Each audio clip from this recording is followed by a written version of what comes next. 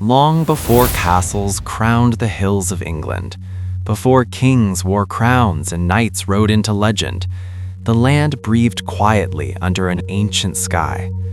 The rivers moved slowly, forests stretched endlessly, and humans lived not as rulers of the earth, but as guests upon it.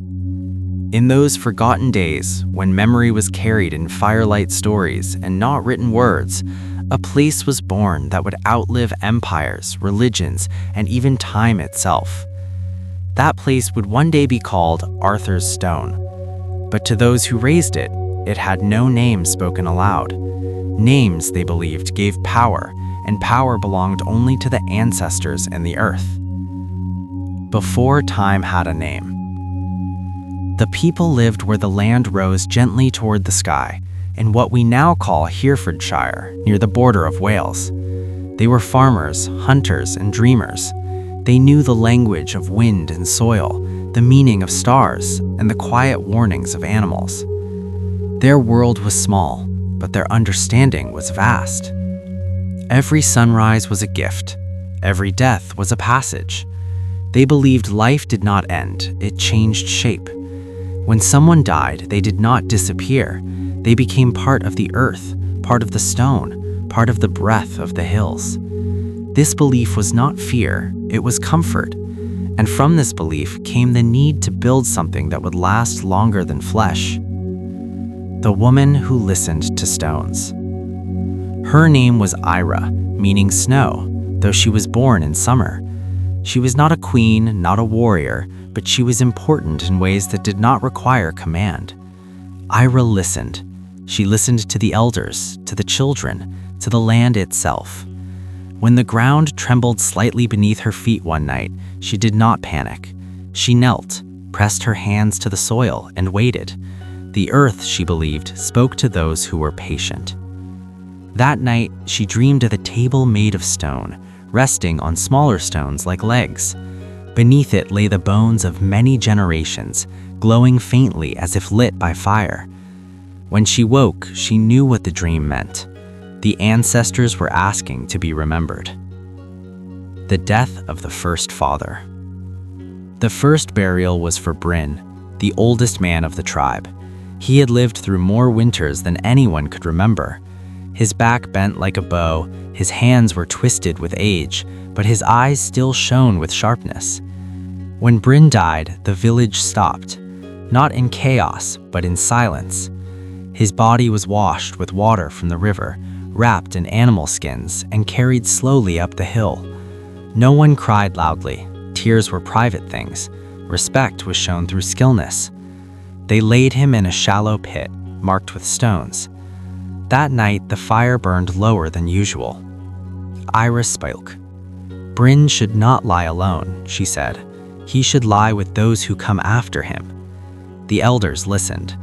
And so, the idea was born. The decision to build. The monument was not built for Bryn alone. It was built for time itself. The elders gathered at dawn. Men, women, children, all sat in a circle. No one was above another. "We build not to challenge the sky," said one elder, "but to anchor ourselves to the earth." The stones they chose were massive, older than memory, resting deep in the land. Moving them would take years, it would take lives, but no one refused. To build Arthur's Stone was not a task, it was a promise. The weight of stone and faith. They had no metal tools, only wood, rope, bone, and belief. Trees were cut carefully, with apologies whispered to their spirits. Logs were rolled beneath the stones. Ropes burned hands raw. Backs broke. Blood soaked into the grass. People died during the work. Each death strengthened their resolution, because now the monument was not just for the dead, it was built by them. When the largest stone was finally lifted, the people held their breath. For a moment, it seemed the earth itself might protest. But the stone settled, and the ground grew quiet. The tomb beneath the sky. Beneath the stone table, they placed the bones of Bryn, and later others, not at all once, over generations. Children grew old and returned to the same place they had visited as youths. Mothers buried sons, sons buried fathers. The tomb became a doorway. They believed the spirits could rise through the stone at night, watching over the living. Some swore they heard whispers when the moon was full. The long passing of time. Centuries passed. The people changed. New tribes came. Languages shifted. Old rituals faded. But the stone remained. Rain softened its edges. Lichen painted it green.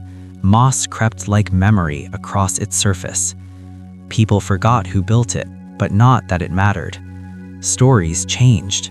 Some said giants placed it there. Others said gods. And much later, long after the builders were dust, a new name appeared: Arthur. The legend of a king not yet born. When medieval storytellers looked at the stone, they could not imagine farmers raising something so grand. They needed heroes. So they said King Arthur himself had slain a giant there, and the stone was his victory mark.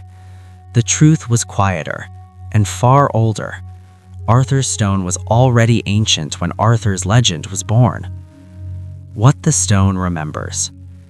The stone remembers everything. It remembers hands pressing against it in hope. It remembers grief. It remembers laughter during breaks in the work. It remembers Ira, standing alone at sunset, knowing the future would forget her name, but not her dream. Today, people visit Arthur's stone with cameras and curiosity. They touch it, photograph it, walk away. But some feel something else. A heaviness, a calm, a sense of being watched, not with judgment, but with patience. That is the ancestors, still listening, still waiting.